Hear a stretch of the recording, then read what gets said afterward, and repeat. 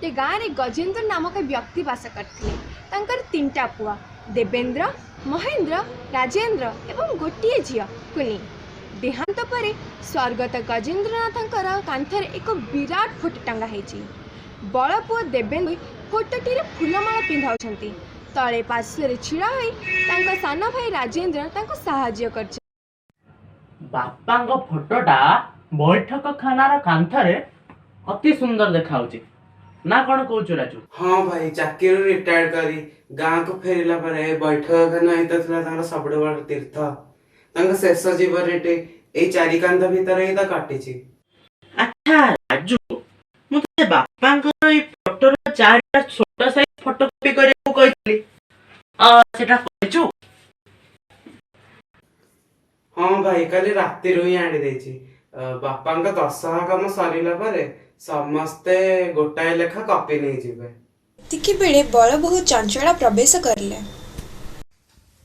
हयो काली राति सारा बसिबो तुमको एते बुझेली, आज पूरी सकाळ सकाळ से फोटो टंगारे तमे लागी गलो। ओहो, अरे चिडुच कम पाई हेडी देखुनो फोटो टंगा काम सरिलानी। गला जा मुझे राति सारा उजागर देखिला बेल को कोन ना मुगुरा मेला। ठीक अच्छे ताले देव भाई, मु जाए देखे कौन कौन जिनस सब जगाड़ा है, कौन कौन जिनस सब रहा गाँ कथा। ये तो सहर है जहाँ खोजले सब मिल जाव। हाँ हाँ, तू सेया कर। बापा 10 कामटा सुरुखुरी सरिबा पई जिनिस पत्र गुड़िक आमर अति आवश्यक। तू सेगुड़िक टिके जोगाड़ करते। ठीक अच्छे देव भाई, मैं आसुची। हेटी मु जहा कहितली मां को पचारनी, भाई मान का सब कथा वार्ता करनी ना? पचारि देबी आ मल्ला जा सब तो सरी जीवो, सब सुरखुर रे हे जीवो। लोक माने तांगर जो जिए जा बाटरे चली जीवे, तमे को काहे को कहबो? अरे कोन कहबा को चाहू? सफा सफा को मु बुझी पारुनी। मु कहिले कोन ना कहूची, मु एठी 10 दिन 10 राति धरी खटिबी। तम बापा कोन मु बड़ बहु बोली मो ऊपर को ओजेडी देथिले? एते सब काम मु काई करबी? खाली धरम को जाके करि जीवा कथा। ओहो चचला, बापा गला दिन मां अवस्था तो तुम देखुछ। दिन पाटे पानी पाई मध्य से दे 10 थर बेहोश हेलानी। तेने मो 5 झीओं मुंड उपरे परीक्षा भाबिची। एथर बड़ झीटा बीए पास करिगले ताको हाथ को 2 हाथ करि दियंती। ए सब आलोचना करिवार एटा बेळ ना जागा? तमे तो जो लोक को काम को नहीं, भाईटा सिना अच्छी बोली जोगाड़ जंत्र करि दउछि। चंचला काई मो नाटा धर केमती गुरी पकोछ जे? बापा को 10 खटला बेल को जेमती तरबर होन, झियो बा कला को केमती तरबर हबो मु देखिबी। ओ ए जो फालतू कथा तमे बंद कर लागो। मल्ला जा बुझले देव भाई, चांदुआ दरी हांडी कड़े और बाल्टी सब कणी करी रखी देछि। मुंडर गोटे बड़ा बोझ गला। आउ जहाँ से पूजारी सौदा पाई बराद करबो, जे टंका दरकार थिला भाई। भाई को पाखरे आ टंका काई? जहा ता आनी थिले फेरी के जीवा को बाट खर्च हबो कि नाही भी चिंता। ठीक अच्छे भाई, मु मझिया भाई की कही एने तो निहाती 700-800 टंका दरकार। बुझिला राजेंद्र, मु कोन कहउथिली कि ए सकाळ परटारे तमर जो मझिया दाई आ तम साने भौणी म से मां को पाखरे से घरे कोन कथा वार्ता होउचंती। जाउछ जदी टिके बुझी आसंत। कौन कहूथिबे, बापा चली गला परे मां का मनटा एकदम भांगी जाइछि। ताको बसे बुझौथिबे। मल्ला जा हय राजेंद्र, तमे भी सेया बुझिलो। तमे पा कोन कहउथिलो से जो फैक्ट्री करिवा पई कोन टंका जोगाड़ करूछ? हाँ भाउज, अनेक दिन हलानी चिंता करिछि। बहुत दिन हलानी कष्ट भी करूछि। बैंक ऑफ फाइनेंस कॉर्पोरेशन बहुत धाइलेनी, हेले पूरा टंका मिलुनी। देख बड़ भाई छे बापा समान। भाई तमर कोन कहउथिले कि माने मु कहूली तमे कई बड़े मझिरे कहउछ जे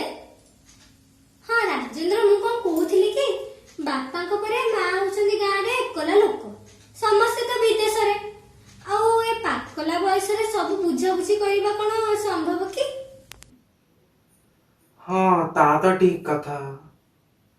ଏଇନେ ସିନା ତିନି ଭାଇ ଏକାଠି ଅଛ, ସବୁବେଳେ କଣ ଏକାଠି ହବାର ସୁଯୋଗ ମିଳୁଛି କି? ତା ବି ତ ଭୁଲ ନୁହେଁ। ତେଣୁ ତମ ବଡ ଭାଇ କହୁଥିଲେ। ମାନେ ମୁଁ କହୁଥିଲି ହଁ, ମୁଁ କଣ କହୁଥିଲି କି ମା ଥାଉଥାଉ ତମ ଭାଇ ମାନଙ୍କ ଭିତରେ ଦଶା କାମ ଆଗରୁ ଯଦି ଭାଗବଣ୍ଟା ହେଇଯାଆନ୍ତା, ପଛକୁ ଆଉ କିଛି ଝମେଲା ରହନ୍ତାନି। କି ତମେ କଣ କହୁଛ ଭାଉଜ? ଆରେ ବାବା, ବାପା ସବୁ କାହା ପାଇଁ ଅର୍ଜିଥିଲେ, କାହା ପାଇଁ ସଞ୍ଚିଥିଲେ? ତମରି ପାଇଁ। ତମେ ଏବେ କାହା ପାଇଁ ସଞ୍ଚୁଛ? ତମରି ଛୁଆ ପିଲାମାନଙ୍କ ପାଇଁ ନା। ଅବଶ୍ୟ ଠିକ। ଆଉ ଭାଇ ତମର ବି କହୁଥିଲେ। ମାନେ ମୁଁ କହୁଥିଲି ଆରେ ତମେ ପୁଣି ମଝିରେ କହିଲ। ହଁ ଶୁଣ, ବାପାଙ୍କ ସବୁ ସମ୍ପତ୍ତି ତ ରହିଲା ଗାଁରେ, ଆଉ ସମସ୍ତେ ତ ରହିଲେ ତମେ ବିଦେଶରେ, ସେଟା ପୁଣି ଅଲଗା ଅଲଗା ସହରରେ। ମା ଏଠି ଏକଲା ମଣିଷ। ହଁ ଭାଉଜ, ତମେ ତମେ ଆଜି ମୋର ଆଖି ଖୋଲି ଦେଇଛ। ମୋ ଭେଜାକୁ ତ କାଇଁ ଏତେ ଜିନିଷ କେବେ ଷ୍ଟ୍ରାଇକ୍ ହିଁ କରିନଥିଲା। ପୁଣି ସାଇ ପଡିଶା ସବୁ ଅଛନ୍ତି, କିଏ କେତେବେଳେ ଯଦି ମାଡି ବସିଲା। ଆଜିକାଲି ତ ଯୋଉ ଯୁଗ, ଚୋର ଡକାୟତଙ୍କୁ ଭରସା ନାହିଁ। ଆଉ ସମ୍ପତ୍ତି ପାଇଁ ଟିକେ କଣ ମାଙ୍କ ଜୀବନ ଯିବ? ହେ କି ହୋ, ତମେ ଏମିତି ଚମକୁଛ କାଇଁ? ହଁ ଠିକ କହୁଛ। ଏ କଥା କିଛି ଖରାପ ହୁଅନ୍ତାନି। ଏଇନେ ବି ସେ ଘର ଭିତରେ କଣ ଚାଲିଛି ସେ କଥା କିଏ କହିବ?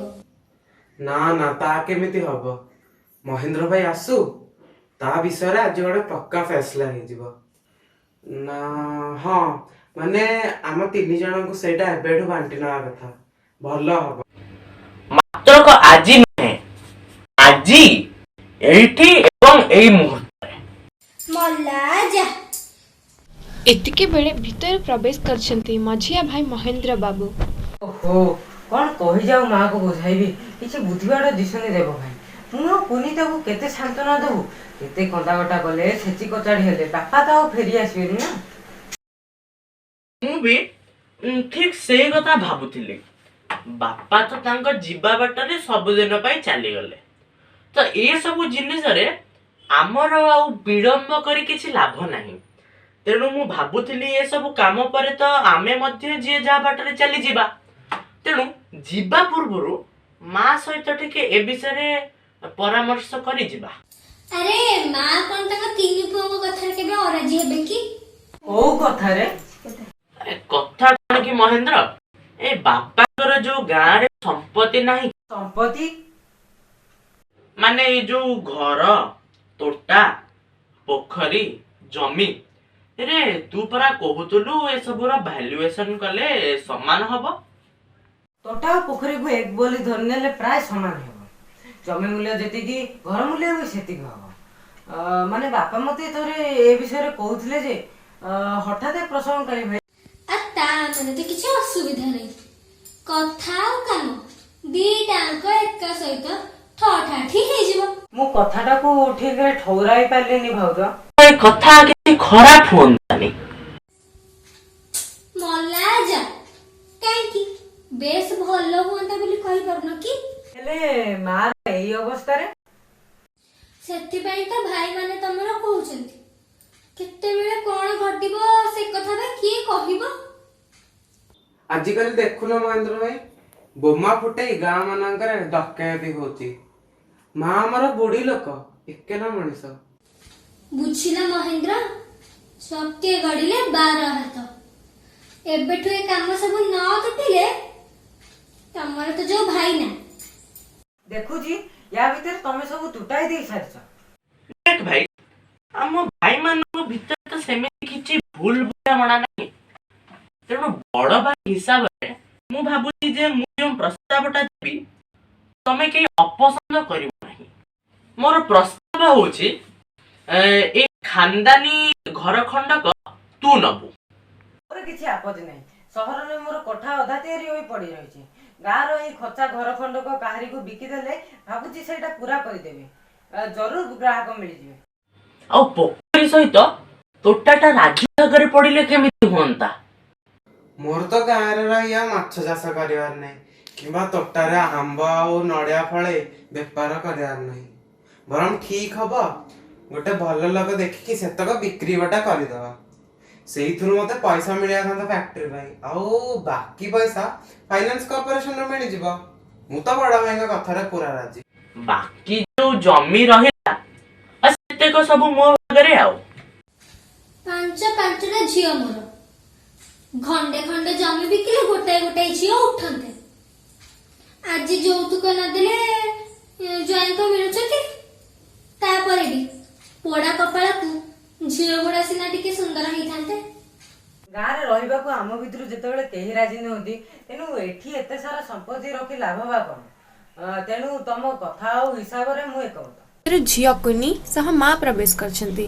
ହଠାତ୍ ବାତାବରଣ ଗମ୍ଭୀର ହୋଇପଡ଼ିଛି।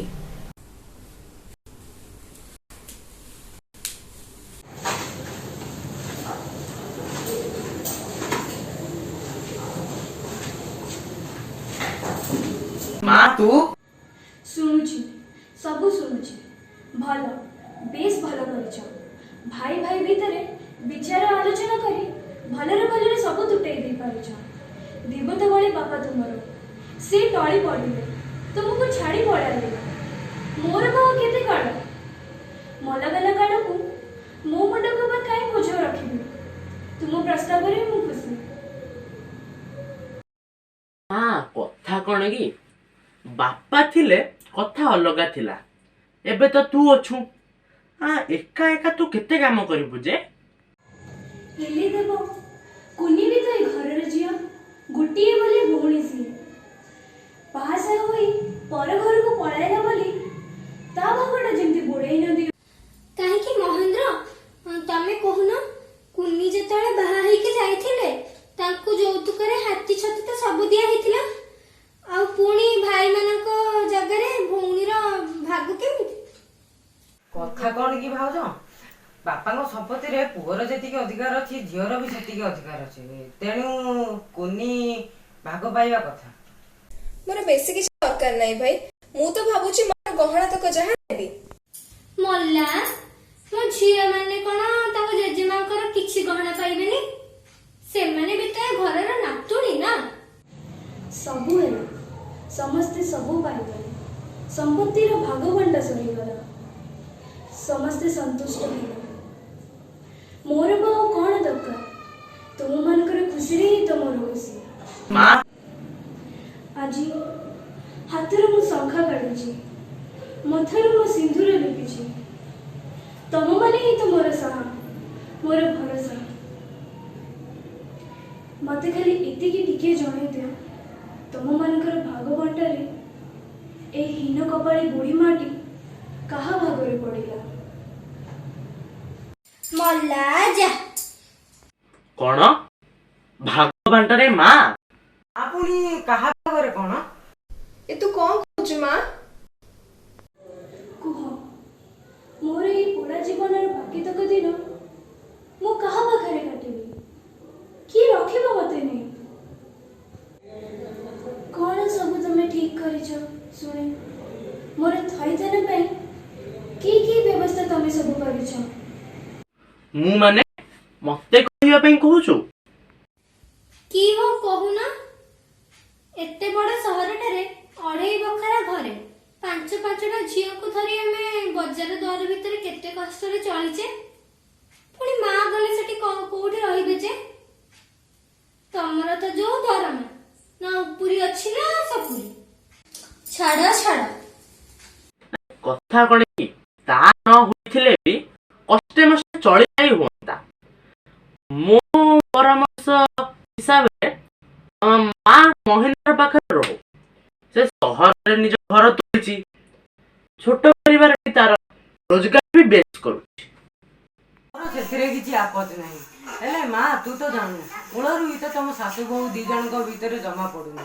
କଲେଜ ପଢୁଆ ବଡ ଲୋକ ଘରର ଝିଅ ସିଏ। ଦେଖିଲୁନି ସେ 2ଟା ଦିନ କୁନି ବାହାଘରରେ କଟିଛି କି ନାହିଁ, ରାଗି ରୁଷି ପଳେଇଗଲା। ସେଇ ରାଗରେ ଏଥରକ ଟିକେ ଶୁଦ୍ଧ ହବା ପାଇଁ ବି ଆସିପାରିଲାନି। ତାକୁ ପଚାରିବାକୁ ପଡିବ। ତୁ ଯଦି ତା ପାଖରେ ଟିକେ ଆଡଜଷ୍ଟ ହେଇଯାଆନ୍ତୁ, ତେବେ ମୋର କିଛି କହିବାର ନାହିଁ। ହେଲେ ରାଜେନ୍ଦ୍ର, ତୋର ତ କିଛି ଅସୁବିଧା ନାହିଁ। ମା ତୋ ପାଖରେ ରହିଗଲେ କ'ଣ ଅସୁବିଧା ହୁଅନ୍ତା? ସ୍ୱାମୀ ସ୍ତ୍ରୀ ଦୁଇ ପ୍ରାଣୀର କୁଟୁମ୍ବ ତୁମର, କିଛି ଅସୁବିଧା ହୁଅନ୍ତାନି। ବୁଝିଲ ଦେବ ଭାଇ, ସେ ଦି ପ୍ରାଣୀ ବୋଲି ତ ସବୁଠୁ ବଡ ସମସ୍ୟା। ସିଏ ଗୋଟେ ଜାଗାରେ ଏକା, ମୁଁ ବି ଗୋଟେ ଜାଗାରେ ଏକା। ସିଏ ତ ଚାକିରିକୁ ନେଇ ବ୍ୟସ୍ତ, ମୁଁ ଫ୍ୟାକ୍ଟ୍ରି ବନେଇବି ବୋଲି ବିବ୍ରତ। ଆଉ ଏଥିରେ ମାର ଯତ୍ନ କିଏ ନବ? ଆଚ୍ଛା କୁନି, ମା ଯଦି ତୋ ପାଖରେ ରହିଯାଆନ୍ତା? ଯଦି ଏଟା ସମ୍ଭବ ହୁଅନ୍ତା ନା ତ ସବୁଠୁ ବେଶୀ ଖୁସି ମୁଁ ହୁଅନ୍ତି। ସେ ବି ମୋ କଥାରେ କେବେ ଅରାଜି ହୁଅନ୍ତେନି।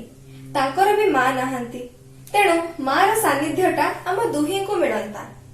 କିନ୍ତୁ ଲୋକେ କଣ କହିବେ ଭାଇ? ଯଦି ପୁଅ ମାନଙ୍କ ଥାଉ ଥାଉ ମା ଝିଅ ଘରେ ଆଶ୍ରା ନିଏ, ତାହା ଲୋକ ନିନ୍ଦା ହବନି? ସାବାସ, ଦେଖୁଛି ଜୀବନ ସାରା କଷ୍ଟ କରି ବାପା ଅର୍ଜନ କରିଥିବା ସମ୍ପତ୍ତି ଗୁଡ଼ାକ ତମମାନଙ୍କ ଭିତରେ ଖୁବ୍ ସହଜରେ ବାଣ୍ଟି ପାରିଲ, ଅଥଚ 10 ମାସ 10 ଦିନ ଗର୍ଭରେ ଧରି ଜନ୍ମ କରିଥିବା ଏଇ ବିଧମ ମାଟିକୁ କେହି ବାଣ୍ଟି ପାରିଲା ନାହିଁ। କାହାରି ଭାଗରେ ସେ ପଡ଼ିଲା ନାହିଁ। ଆଉ ଆଜି ଏଇଟା ହିଁ ବୋଧେ ମୋ ଭାଗ୍ୟର ଭାଗ ଶେଷ।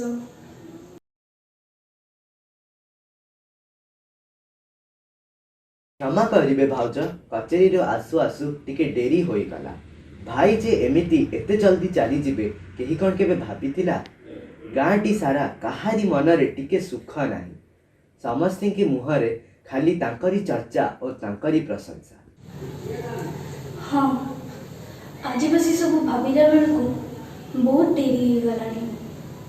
तमे मिति काहे के कहूछ भाउज? भाई ता हमर मनीष नथिले, से थिले देवता। हाँ हाँ, देवता। ସେଇଟା କଥା ଆମ ପାଇଁ ସାନ୍ତ୍ୱନା ଓକିଲ ମଉସା। ତାକୁ ହିଁ ତ ନେଇକି ଆମର ଗର୍ବ କରିବାର ଅଛି। निश्चय निश्चय, तमे समस्ते जे बड़ भाग्यवान। बापा तमर जेमिति देवता, माँ तमर सेमिति लक्ष्मी सांताणी। ହଁ ମଉସା, ମୁଁ ଏଇନେ ମହେନ୍ଦ୍ରକୁ ଆପଣଙ୍କ ପାଖକୁ ପଠେଇବା ପାଇଁ ଭାବିଥିଲି। अथच मु आसी हाजर होईगली। देखिब तमर एई बुढ़ा ओकिल मौसा बेसी दिन बंचिब। କ'ଣ କି ମଉସା, ଏଇ ଗାଁରେ ଆପଣ ଯେତେବେଳେ ବାପାଙ୍କର ସବୁଠୁ ପୁରୁଣା ବନ୍ଧୁ, ତାଙ୍କର ଭାଇ ସମାନ, ତାଙ୍କ ସୁଖ ଦୁଃଖର ସାଥୀ। ତେଣୁ ଆମେ ବାପାଙ୍କର ଏଇ ସମ୍ପତ୍ତି ବିଷୟରେ ଆପଣଙ୍କଠୁ ଟିକେ ପରାମର୍ଶ ନେବାକୁ ଚାହୁଁଛୁ। मु भी त आजी तम बापाଙ୍କ संपत्ति कथा ही कहिबाको आसीची। ମତେ ନା କଣ? ଆଚ୍ଛା ମଉସା, ଆମ ତିନି ଭାଇଙ୍କ ଭିତରେ ଭାଗ ବଣ୍ଟାର ଆଇନଗତ ସେମିତି କିଛି ଅସୁବିଧା ହବନି ତ? भागवंटा कोन कहूच तमे? एहा ଆଉ କେମିତି ସମ୍ଭବ? କାହିଁକି ସମ୍ଭବ ନୁହେଁ? बापा तुम्हारा जे केबठु तांकर संचित संपत्ति तुम मांक नारे उइल कर दे जाइछंती। What? ମାନେ ମାନେ ମା ନାଁରେ ସମସ୍ତ ସମ୍ପତ୍ତିର ଉଇଲ୍? सी उइल नामाटिकु इत मु आजी मांक हातरे देई मोर कर्तव्य संपादन करिबाकु आसीथिली। सत कहिबाकु गले बापांक अंते पुआ बा झियंकर नुहे, संपत्ति उपरे मांकर प्रथम अधिकार।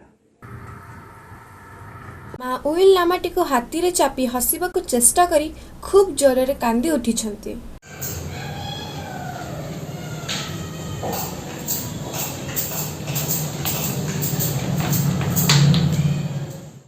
ବନ୍ଧୁମାନେ, ଏଥିରୁ ଆପଣମାନେ ସବୁ ଜାଣିଯାଇଥିବେ ଯେ ସ୍ୱାର୍ଥ କିପରି ମଣିଷକୁ ବିନାଶ କରିଥାଏ। ଖାଲି ଏହା ନୁହେଁ, ଆମେ ଶିକ୍ଷା ଲାଭ କଲୁ ଯେ ମାତା ପିତାଙ୍କର ସେବା କରିବା ଆମର କର୍ତ୍ତବ୍ୟ ଅଟେ। ସେମାନେ ଏତେ ଦୁଃଖ କଷ୍ଟରେ ଆମକୁ ବଳ କରିଛନ୍ତି, ତେଣୁ ସମୟ ଆସିଲେ ଆମମାନଙ୍କୁ ବି ମଧ୍ୟ ତାଙ୍କର ସାହାଯ୍ୟ କରିବା ଉଚିତ। ମାତା ପିତା ଆମର ବୋଝ ନାହାନ୍ତି, ସେମାନେ ହେଉଛନ୍ତି ଆମ ଦାୟିତ୍ୱ।